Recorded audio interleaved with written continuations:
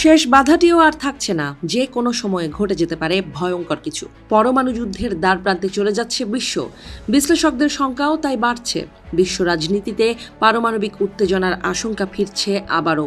যুক্তরাষ্ট্র ও রাশিয়ার মধ্যে পারমাণবিক অস্ত্র নিয়ন্ত্রণ সংক্রান্ত গুরুত্বপূর্ণ চুক্তি নিউ স্টার্ট এই সপ্তাহেই মেয়াদ শেষ করতে যাচ্ছে। এই চুক্তির মেয়াদ আর বাড়ানো যাবে না, ফলে বিশ্বজুড়ে নতুন করে পারমাণবিক অস্ত্র প্রতিযোগিতা শুরু হওয়ার শঙ্কা তৈরি হয়েছে। নিউ স্টার্ট চুক্তিটি প্রথম স্বাক্ষরিত হয় 2010 সালে। এর আওতায় যুক্তরাষ্ট্র ও রাশিয়া উভয় দেশই তাদের কৌশলগত পারমাণবিক অস্ত্র, ক্ষেপণাস্ত্র এবং ওয়ারহেডের সংখ্যা সীমিত রাখতে বাধ্য ছিল। 2001 সালে তৎকালীন মার্কিন প্রেসিডেন্ট জো বাইডেন এই চুক্তির একবারের জন্য 5 বছর মেয়াদী শেষ নবায়ন করেন। তবে চুক্তির শর্ত অনুযায়ী এর বেশি আর কোনো সম্প্রসারণের সুযোগ নেই। এই অবস্থায় রাশিয়ার প্রেসিডেন্ট ভ্লাদিমির পুতিন 1 বছরের জন্য স্বেচ্ছায় চুক্তির শর্ত মেনে চলার প্রস্তাব দিয়েছেন, যদিও এটি আইনি বাধ্যবাধকতা নয় এবং কোনো যাচাই ব্যবস্থাও থাকবে না। বিশ্লেষকদের মতে এই প্রস্তাব বাস্তবিক অর্থে প্রতীকী হলেও এটি দুই দেশের মধ্যে যোগাযোগের একটি ন্যূনতম সেতু ধরে রাখার ইঙ্গিত দেয়।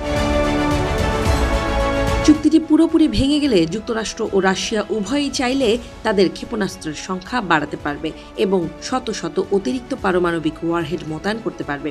তবে বিশেষজ্ঞরা বলছেন, এমন পরিবর্তন রাতারাতি সম্ভব নয়।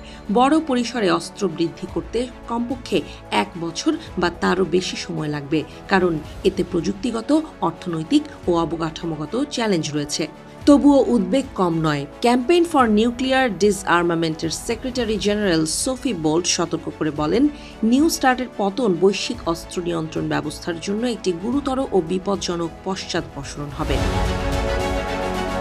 এদিকে ওয়াশিংটন ও মস্কো উভয় পক্ষই প্রকাশ্যে জানিয়েছে যে তারা পারমাণবিক অস্ত্রের ওপর কিছু সীমা বজায় রাখতে আগ্রহী।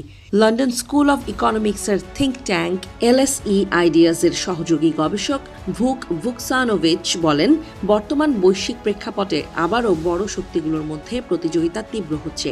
ন্যূনতম পারমাণবিক নিরাপত্তা কাঠামো বজায় রাখা উভয় দেশের স্বার্থেই গুরুত্বপূর্ণ। রাজনৈতিক হিসাবও এখানে বড় ভূমিকা রাখছে। বিশ্লেষকদের মতে, ট্রাম্প প্রশাসন ইউক্রেন যুদ্ধ শেষ হলে রাশিয়ার সঙ্গে ভবিষ্যতে সীমিত সহযোগিতার সুযোগ খোলা রাখতে চায়। অন্যদিকে ক্রেমলিন মনে করে, যুক্তরাষ্ট্রের সঙ্গে কিছু বোঝাপড়া থাকলে আন্তর্জাতিক পরিসরে তাদের কৌশলগত স্বাধীনতা বাড়বে এবং চীনের ওপর অতিরিক্ত নির্ভরশীল হতে হবে না।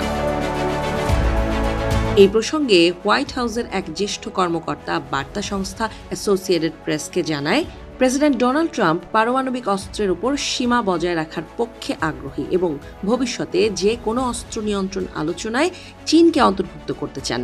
তবে তিনি কবে এবং কিভাবে সিদ্ধান্ত নেবেন তা নির্ভর করবে তার নিজস্ব সময়সূচির উপর। নিউ স্টার্ট চুক্তির মেয়াদ শেষ হওয়া শুধু দুই দেশের মধ্যকার বিষয় নয়, এটি বৈশ্বিক নিরাপত্তা ব্যবস্থার জন্য একটি গুরুত্বপূর্ণ সন্ধিক্ষণ, যার পরিণতি পুরো বিশ্বের ওপরই প্রভাব ফেলতে পারে।